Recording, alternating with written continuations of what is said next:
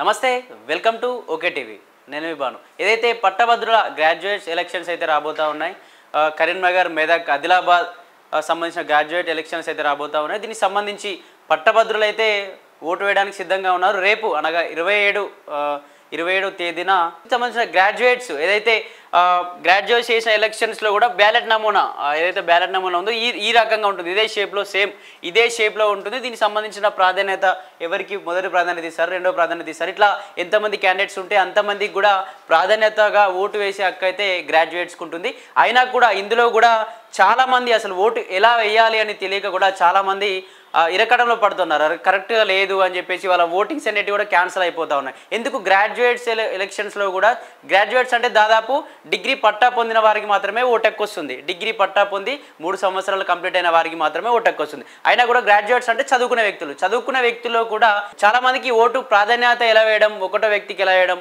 ఒక 2-3 క్యాండిడేట్స్ మేము ఎన్నుకుందాం అనుకుంటున్నాం ముగ్గురికి ఓటు వేయాలంటే వారికి ఎలా వేయడం చాలా ఓట్స్ అయితే క్యాన్సిల్ అవుతున్నాయని చెప్తున్నారు ఒక్కటి కాదు రెండు కాదు 20,000 పైచిలకు ఓట్లు అయితే రద్దయిపోతూ ఉన్నాయి కరెక్ట్గా ఓటు వేయడం తెలియక అసలు ఎందుకు ఇట్లా దీన్ని ఓటు వేసే ప్రాసెస్ ఎలా ఉంటుంది అని చెప్పేసి కూడా ఒకసారి తెలుసుకునే ప్రయత్నం చేద్దాం అలాగే ఇంతకుముందు 2021 వరంగల్ ఖమ్మం నల్గొండకు సంబంధించిన పట్టభద్రుల ఎలక్షన్స్ అయితే జరిగాయి దానికి సంబంధించి 3,87,969 పట్టభద్రుల ఓటర్స్ అయితే ఉన్నారు అక్కడ ఎంతమంది అంటే 3,87,969 మంది పట్టభద్రులు ఓటర్స్ అయితే ఉన్నారు ఇంతమంది ఓటు వేస్తే అందులో 21,639 మంది ఎంతమంది 21,639 మంది ఓట్లు రద్దయిపోయినాయి అంటే కరెక్ట్గా వేయకపోవడం ప్రాధాన్యత ఇప్పుడు ఫస్ట్ వ్యక్తికి ప్రాధాన్యత ఇచ్చే వ్యక్తికి ఇంకో వ్యక్తికి రెండో ప్రాధాన్యత అని చెప్పి ఇట్లా ఓటింగ్స్ అయితే ఉంటాయి అందులో అది కరెక్ట్గా వేయలేకపోవడం లేకపోతే రకరకాల వాళ్ళు ఇచ్చిన పెన్ ఏదైతే వైలెట్ సంబంధించిన పెన్ మాత్రమే ఇస్తారో ఆ కలర్ మాత్రమే అక్కడ మెన్షన్ చేయాల్సిన అవసరం ఉంటుంది వీళ్ళు సొంత పెన్స్ యూజ్ చేయడమా లేకపోతే ఏదో కొన్ని రీజన్స్ అనేవి ఉంటాయి కొంచెం చెప్పే ప్రయత్నం చేస్తే ఇట్లా ఓటిస్తే అయితే 21,000 ఓట్లు అయితే క్యాన్సిల్ అయిపోతూ ఉన్నాయి మరి ఎందుకు ఇట్లా క్యాన్సిల్ కావాల్సి వస్తుందని చెప్పేసి మళ్ళీ అదే ఇక్కడే వరంగల్ ఖమ్మం నల్గొండకు సంబంధించిన 2015లో ఈ 2021 కంటే ముందు 2015లో కూడా ఎలక్షన్స్ ఎమ్మెల్సీ గ్రాడ్యుయేట్స్ ఎలక్షన్స్లో కూడా 14,000 ఓట్లు పైచిలకు 14,000 ఓట్ల పైచిలకు ఓట్లు రద్దయిపోయినాయి కొన్ని క్యాన్సిల్ అయిపోయినాయి అంటే పనికి రాకుండా అయిపోయినాయి చెతుకుపల పాలు అయిపోయినాయి అంటే ఈ 14,000 మంది కావచ్చు ఈ మొన్న 2021లో 21,900 చిల్లర మంది కావచ్చు ఓట్లు వేసి వృధా అయిపోయినాయి అంటే కరెక్ట్గా తెలియక ఎలా ఓటేయాలి అసలు ఈ ఓటేసే విధానం నార్మల్గా ఏదైతే ఎమ్మెల్సీ ఎలక్షన్స్ లాగా ఉండదు బ్యాలెట్ లాగా ఎమ్మెల్సీ ఎలక్షన్స్ ఇప్పుడంటే ఈవీఎం మిషన్స్ వచ్చాయి కానీ అంతకుముందు బ్యాలెట్ లాగా డైరెక్ట్ ఒక్కరికే ఓటేయడం అని ఉండదు దీనిలో ఎంతమందికైనా ప్రాధాన్యత ఓటు ఇచ్చుకోవచ్చు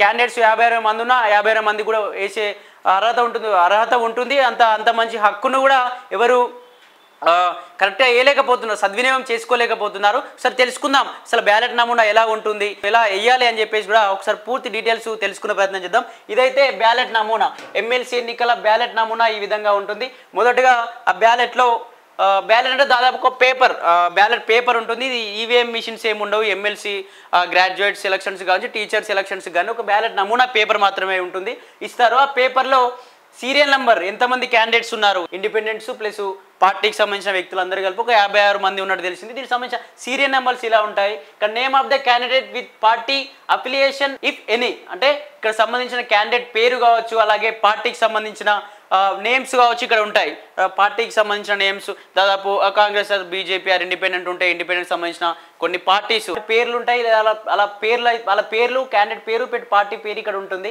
ఏబిసిడి అని మేము ఒక ఉదాహరణకు ఎగ్జాంపుల్గా ఒక ఐదు క్యాండిడేట్స్ అయితే 5 అభ్యర్థులను అయితే తీసుకోవడం జరిగింది సంబంధించిన బాక్సెస్ని ఇక్కడ క్యాండిడేట్ ఫోటో ఎవరైతే ఎలక్షన్స్లో ఎమ్మెల్సీ క్యాండిడేట్గా నిలబడిన అభ్యర్థి యొక్క ఫోటో ఇక్కడ ఉంటుంది like make order of preference ఎవరికైతే మీరు ఎవరికి ప్రిఫరెన్స్ ఇస్తారో ఇక్కడ ఫస్ట్ నెంబర్ ఏ నెంబర్కి ఓటు వేయాలనుకుంటే ఇక్కడ ప్రాధాన్యత 1గా వేయాల్సిన అవసరం ఉంటుంది ఇక్కడ చూసుకున్నట్టయితే ఇప్పుడు మీరు ఏ అనే క్యాండిడేట్ పలానా పేరు పలానా గుర్తు సంబంధించిన మీరు ఈ క్యాండిడేట్ని ఎమ్మెల్సీగా ఎన్నుకోవాలి ఇతనైతేనే మా శాసన మండలిలో మా తరపున కొట్లాడగలరు అని చెప్పేసి మీరు గట్టిగా నమ్మితే ఇతనికే ఓటేయాలనుకుంటే ఇతనికి 1 అని చెప్పి ప్రాధాన్యతగా ఓటు వేయాల్సిన అవసరం ఉంటుంది లేదు ఈ 1 కాకుండా దీనికి సంబంధించిన ఇతని ఇక్కడ పేరు రాసిన లేకపోతే పార్టీ గుర్తు ఇక్కడ రాసిన ఆ ఓటు చెల్లుబాటు అవ్వదు, అంటే ఆ ఓటును లెక్క చేయరు, కౌంట్ కాదు. లేదా ఇదే ఒకటి ప్రాధాన్యతను మీరు ఇక్కడ ఇచ్చిన కరెక్ట్ ప్లేస్లో వేయకుండా ఇక ఎట్లా అంటే సెంటర్లో బాక్స్లో సెంటర్లో ఇవ్వాల్సి ఉంటుంది. ఇక్కడ ఇచ్చినా లేకపోతే గట్టే మర్చిపోయి ఇక్కడ ఇచ్చినా లేకపోతే దీన్ని ఇలాగే ఇలా దిద్దడం లాంటివి చేసి ఇట్లా మనం చేసినా కూడా ఆ ఓటు చెల్లుబాటు అవ్వదు, అది పనికి రాకుండా అయిపోతుంది. మీరంతా కష్టపడి ఓటు వేసి కూడా వృధా అయిపోతుంది. అలా కాకుండా కరెక్ట్గా ఏదైతే కరెక్ట్గా మిడిల్లో నెంబర్ 1 అని చెప్పేసి ఏది వేయడం కూడా ఎలక్షన్ కమిషన్ అనేది ఒక పెన్ ఇస్తుంది. వాళ్ళకి సంబంధించిన పెన్తోనే, వైలెట్ కలర్లో ఉంటుంది ఆ పెన్, వాళ్ళకి సంబంధించిన పెన్తోని మాత్రమే ఓటు వేయాల్సి ఉంటుంది. మీరు ఏ పెన్ తీసుకువేసినా ఆ ఓటు, మీరు అంత కష్టపడి ఓటేసినా, ఏ క్యాండిడేట్ని అతను గెలవాలని చెప్పి ఓటేసినా మీ యొక్క ఓటు వృధా అయిపోతుంది తప్ప దాన్ని కౌంట్ చేయరు, అది రద్దు అయిపోతుంది. ఒకసారి క్లారిటీగా గమనించి తెలుసుకొని ఓటేయండి. దీనికి సంబంధించి మొదటి ప్రాధాన్యత ఇతనికి ఇస్తే మళ్ళీ మీరు బి క్యాండిడేట్ ఆర్ సి క్యాండిడేట్కి మీరు బి క్యాండిడేట్ మీకు వద్దు, మీకు నచ్చలేదు అనుకుంటే సి క్యాండిడేట్కి మీరు ఓటేయాలనుకుంటే ఇతన్ని మీరు రెండో ప్రాధాన్యత తీసుకోవాలి. రెండో ప్రాధాన్యత అంటే ఇక్కడ 2 అని చెప్పేసి ప్రాధాన్యత రాయాల్సి ఉంటుంది. లేదా ఇతనికే ఇక్కడ 2 అని కాకుండా మళ్ళీ 1న మళ్ళీ ఇక్కడ 1 రాస్తే అది కూడా చెల్లుబాటు అవ్వదు, రద్దు అయిపోతుంది, పనికి రాకుండా అయిపోతుంది. అలాగే ఈ ప్రాధాన్యతను 2 తీసుకున్నారు, ఆల్రెడీ 1% అయిపోయింది. ఇక్కడ 1 తీసుకున్నారు ప్రాధాన్యత, ఏ క్యాండిడేట్ది 1 తీసుకుంటే సి క్యాండిడేట్ది 2గా తీసుకున్నారు. మీరు మళ్ళీ 2గా తీసుకున్న తర్వాత ఇక్కడ ఏదైతే మీరు సంబంధించి ఇంకొక వ్యక్తిని, థర్డ్ డి వ్యక్తిని కావచ్చు, ఈ వ్యక్తిని కావచ్చు, 3వ ప్రాధాన్యత తీసుకోవాలి అనుకుంటే డైరెక్ట్ మేము 3వ ప్రాధాన్యత తీసుకోము, 5వ ప్రాధాన్యత తీసుకున్నాం అంటే కూడా అలా కూడా చెల్లుబాటు అవ్వదు. ఇప్పుడు 4వ క్యాండిడేట్ ఉన్నారు, ఆల్రెడీ 1, 2 ప్రాధాన్యత ఇచ్చేశారు. వీటిని ఈ 1ని ఇతనికి ఇచ్చిన ఈ 1ని మళ్ళీ ఇక్కడ 1 ప్రాధాన్యత రాసి రెండు ప్లేస్లో 1 అని రాసినా చెల్లుబాటు అవ్వదు. లేదా ఇక్కడ 2 రాసి ఇక్కడ 2 రాసినా చెల్లుబాటు అవ్వదు. అంటే ప్రాధాన్యత 1 1గానే ఉంటుంది, 2 2గానే ఉంటుంది. మళ్ళీ 3వది ప్రాధాన్యత 3 ఏ క్యాండిడేట్ ఈ లిస్ట్లో ఒక 5గురు ఎగ్జాంపుల్లో తీసుకున్నాం కాబట్టి 5వ ప్రాధాన్యత తీసుకుందాం అనుకున్నారు అనుకో, అంటే 1 2 తర్వాత 5th క్యాండిడేట్ తీసుకుందాం అనుకున్నారు అనుకో, అంటే ది 2వ ప్రాధాన్యత తర్వాత 3వ ప్రాధాన్యత ఓటు ఉంటుంది, మళ్ళీ 4వ ప్రాధాన్యత ఓటు ఉంటుంది. అంటే మీరు ఇంకా 2 ప్రాధాన్యత తీసుకోక డైరెక్ట్ 5 తీసుకున్నారు కాబట్టి ఈ ఓటు కూడా రద్దు అయిపోయే ఛాన్స్ ఉంటుంది. కాబట్టి ఫస్ట్ ప్రాధాన్యత ఎవరికి ఇచ్చారో మళ్ళీ సెకండ్ ప్రాధాన్యత ఎవరున్నారో అక్కడ 2 నెంబర్ వేయాల్సి ఉంటుంది. లేకుంటే ఫస్టే మీరు నాకు క్యాండిడేటే 2వ క్యాండిడేట్గా తీసుకుందాం అనుకున్నా, ఫస్ట్ క్యాండిడేట్ వద్దు, నేను ఫస్ట్ ప్రాధాన్యత అని చెప్పి ఓన్లీ 2 పెట్టి వదిలిపెట్టి వెళ్ళిపోయినా అది చెల్లుబాటు అవ్వదు. డి అనే వ్యక్తి మీకు నచ్చితే ఇక్కడ కరెక్ట్ బాక్స్లో మిడిల్లో 1 అనేసి మీకు ఒక క్యాండిడేట్ మాత్రమే నచ్చాడు ఇంతమందిలో అని చెప్పేసి ఫస్ట్ ప్రాధాన్యత ఇచ్చి వెళ్ళిపోవచ్చు. లేదా ఇక్కడ ఇదే ప్లేస్లో మీరు 1 కాకుండా 2 ప్రాధాన్యత ఇచ్చి మాకు ఫస్ట్ ప్రాధాన్యత వద్దు, సెకండ్ ప్రాధాన్యత ద్వారా మేము ఎన్నుకుందాం అనుకుంటున్నాం అని చెప్పి 2 వేసి వెళ్ళిపోతే కూడా అది కూడా చెల్లుబాటు అవ్వదు. నాకు ఈ క్యాండిడేట్ వద్దు అని అనుకున్నప్పుడు మీరు వదిలేయాలి, ఈ బాక్స్ను వదిలేయాలి, ఎలాంటి ప్రాధాన్యత ఇవ్వకుండా ఈ బాక్స్ను వదిలేయాలి. కానీ మీరు ఇంటూ పెట్టినా అది చెల్లుబాటు అవ్వదు. లేదా ఇంటూ కాకుండా మీరు ఈ క్యాండిడేట్ని సి అనే క్యాండిడేట్ని మీరు ఎన్నుకుందాం అనుకున్నప్పుడు ఇక్కడ ప్రాధాన్యత 1 2 ఆర్ 3 ఏదైనా నెంబర్ వేయాలనుకున్నా అది వేయకుండా ఓన్లీ రైట్, నాకు ఈ క్యాండిడేటే కావాలని చెప్పి రైట్ మార్క్ వేసినా అది కూడా చెల్లుబాటు అవ్వదు.